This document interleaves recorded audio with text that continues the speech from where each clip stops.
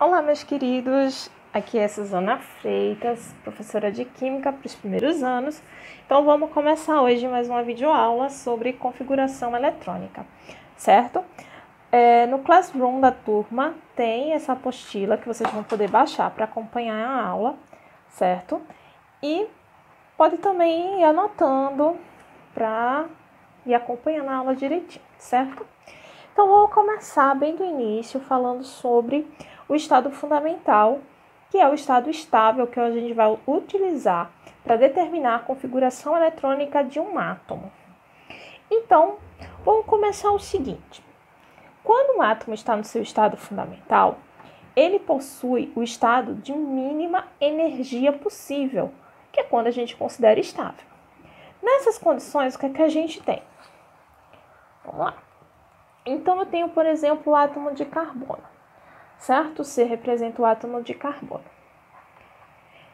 Quando você vê lá na tabela periódica, você vai encontrar esses dois valores, certo? 6 e 12. Então, a gente vai começar aqui com 12. O que é que ele representa? Ele representa o número de massa, certo? O A. Então, o número de massa, a gente já viu na aula passada, ele é o número atômico mais o número de nêutrons, certo? E quando a gente está falando aqui desse número, que é o 6, ele é o Z, ou seja, o número atômico.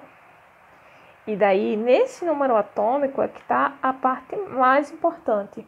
Por quê? O número atômico é aquele que determina as características de um átomo. Tá? Então, um átomo de 6, um átomo de número atômico 6, ele sempre vai ser um carbono. E a gente sabe que esse número atômico, ele é exatamente a contagem de prótons presentes neste átomo. Tá? Então, o átomo em questão aqui, ele tem 6 prótons. E daí o que a gente sabe é que prótons, eles têm energia positiva, certo? Mas a gente quer determinar ele estável. A gente quer determinar ele na mínima energia, no seu estado fundamental. Então, o que a gente tem que pensar? Que a energia positiva dele vai ter que estar igual à sua energia negativa. Aí, beleza, eu já sei que a energia positiva são os prótons. E quem são as energias negativas? Os elétrons.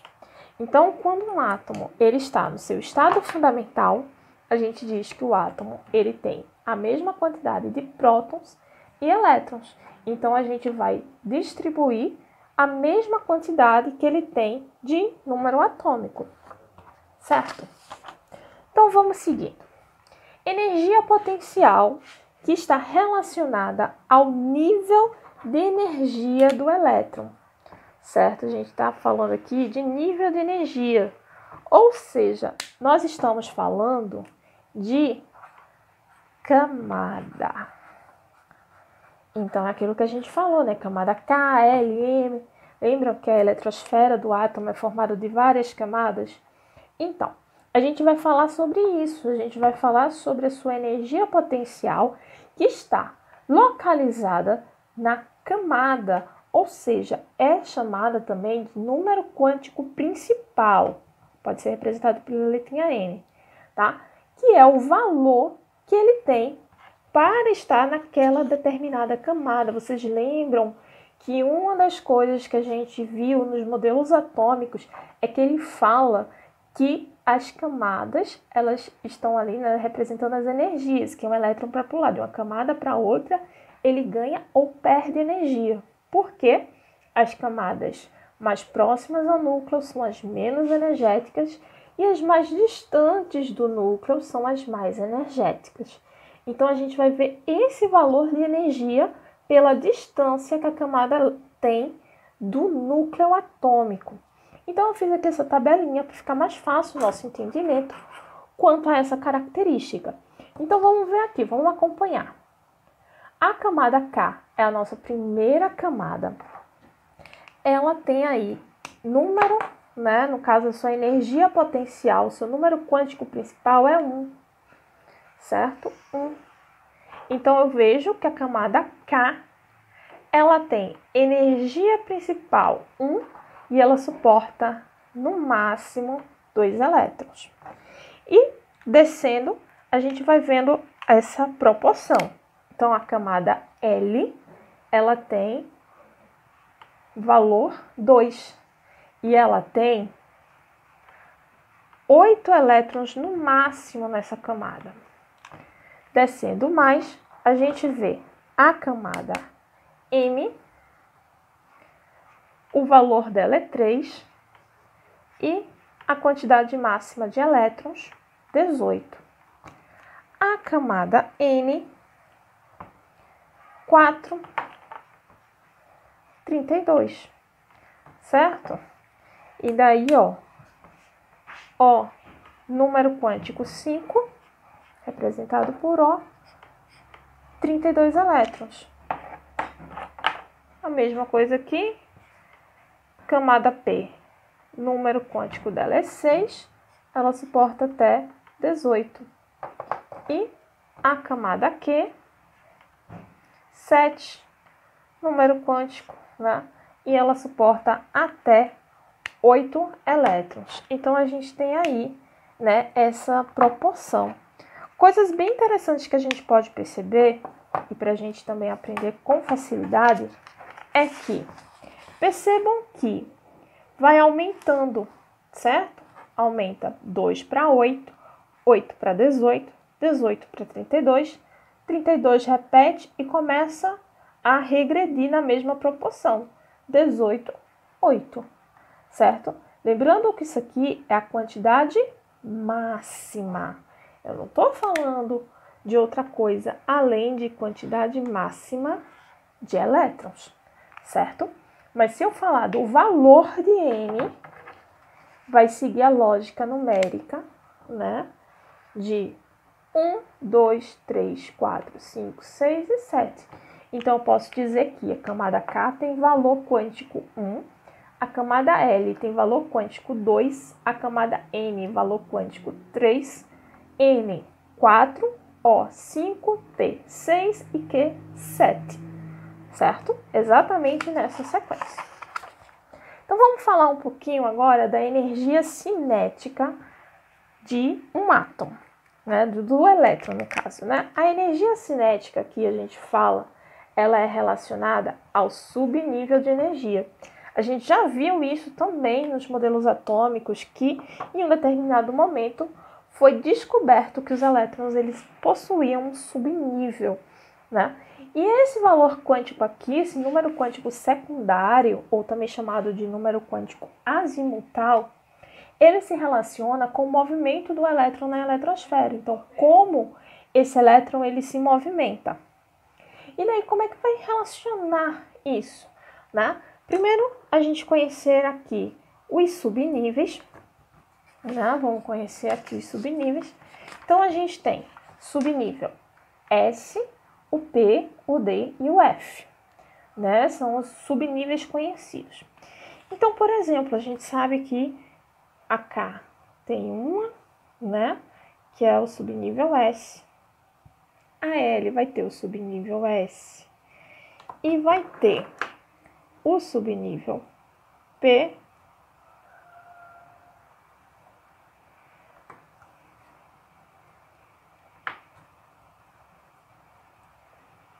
Já a M vai ter a S,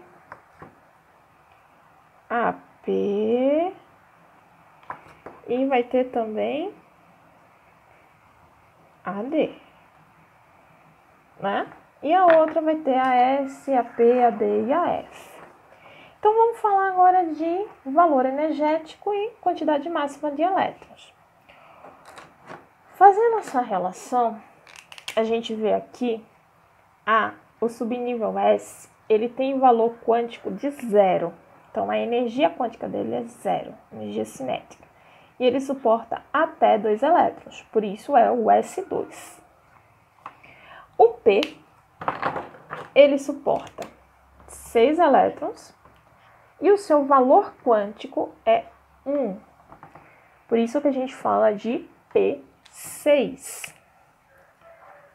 A D, ela tem valor quântico 2 e ela suporta até 10 elétrons. Por isso é o D10. E a F, ela tem valor quântico 3 e ela suporta até 14 elétrons. Por isso é F14. Vamos ver agora um pouco como é que isso se integra. Como é que nível e subnível estão organizados, né? Então vejam só, como a gente viu, os níveis e os subníveis, eles estão integrados. Cada nível pode ter alguns subníveis de acordo com a sua quantidade máxima de elétrons. Então trouxe aqui esse diagrama de Pauling para a gente compreender. Esse diagrama nos ajuda muito a compreender a distribuição eletrônica, certo? Na eletrosfera. Então, vamos pensar aqui. Essa primeira camada é a camada K. A gente já viu que camada K tem valor quântico 1 e que ela suporta, no máximo, 2 elétrons. Então, ela tem o subnível 1s. Já a segunda camada, ela tem valor quântico 2, ela é conhecida por L, e ela suporta até 8 elétrons. Por isso, S e P. 2 mais 6, 8. A terceira camada, conhecida como camada M, ela tem a 3S, 3P e o 3D. Por isso, 2 mais 6, 8, mais 10, 18. Ela suporta até 18 elétrons. E assim sucessivamente, certo? A gente vai ver isso em todos os níveis.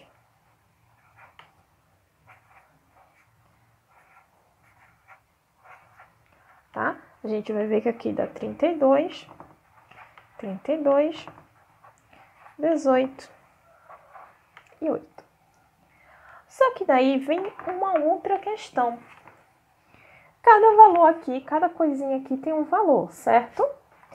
Então, como é que eles se integram?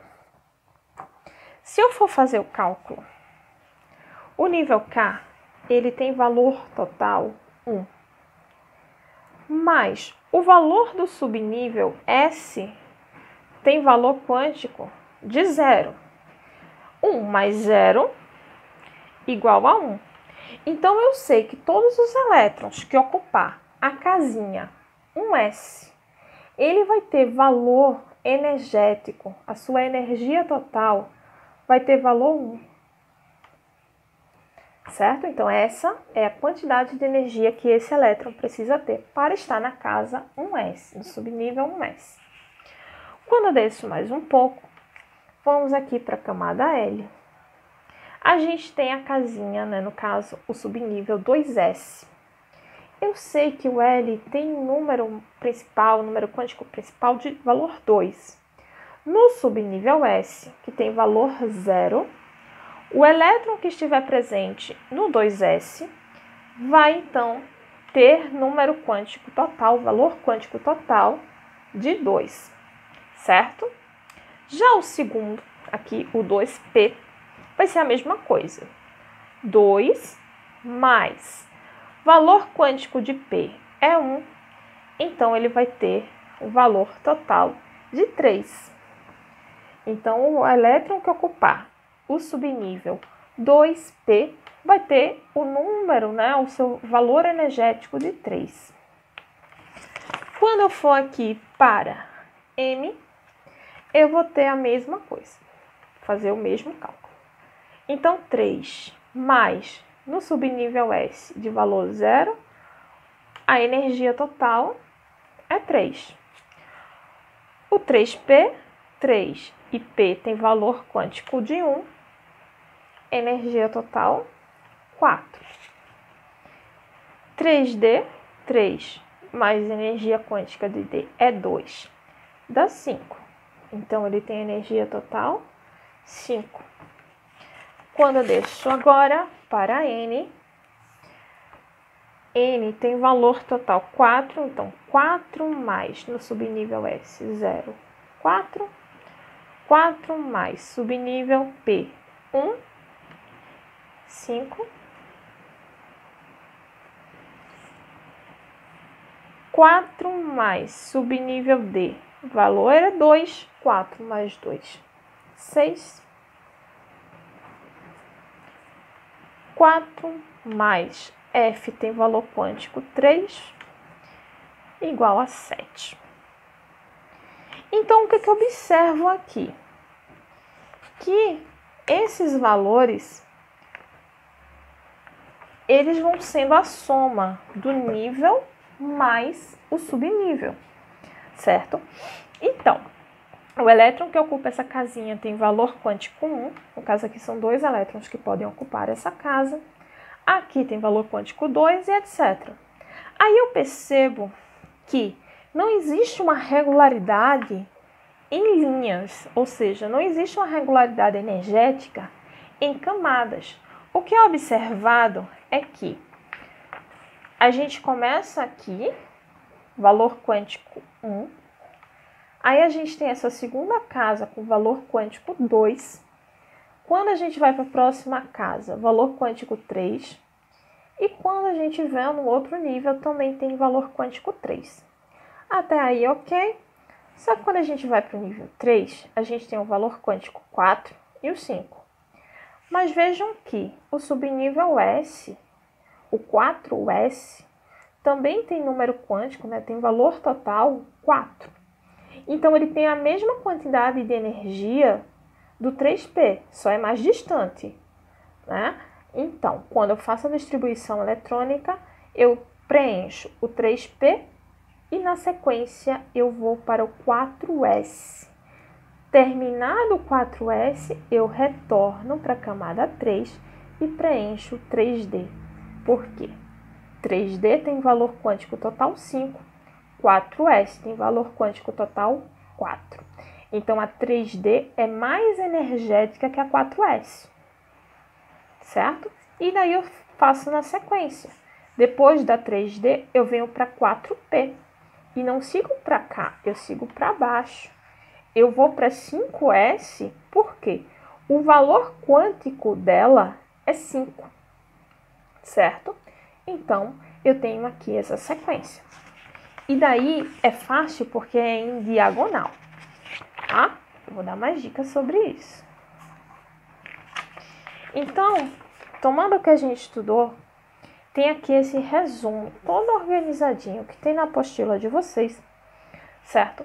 Sobre todas as questões energéticas. Se a gente observar, a energia ela vai crescendo à medida que se distancia do núcleo, lembrando que o núcleo está mais perto da camada K, e ela aumenta até chegar na camada Q, que é a mais energética.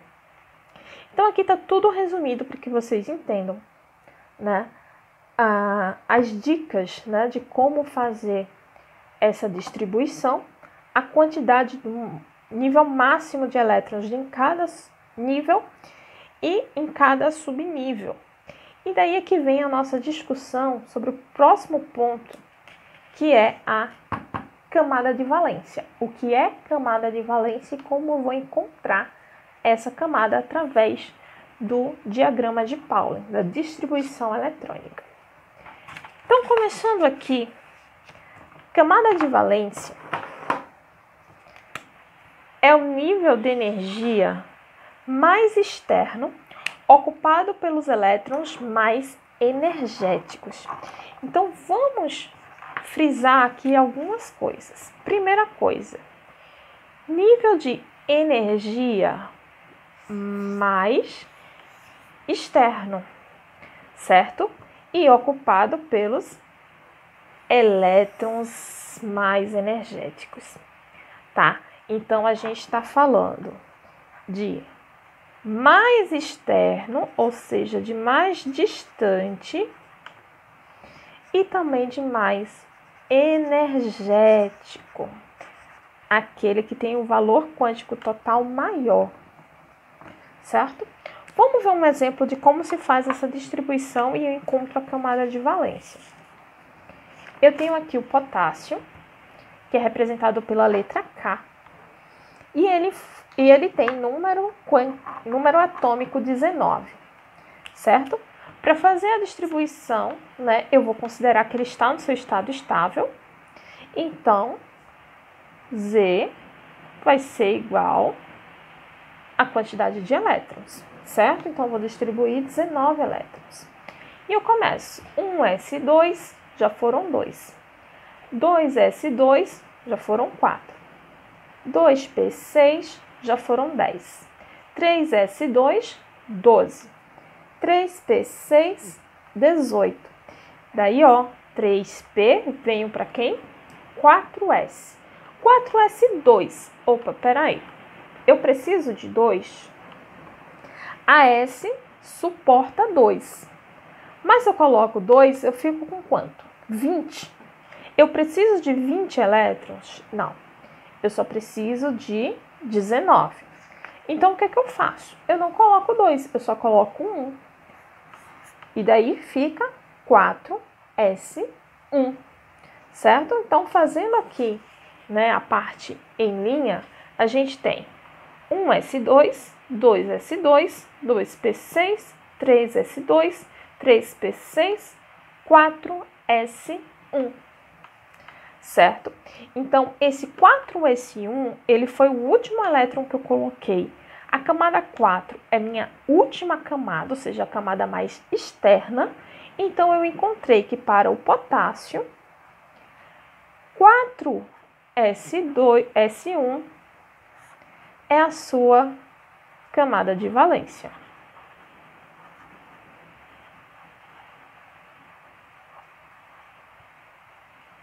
Certo? E assim eu encerro a aula, certo? Eu espero que vocês tenham gostado.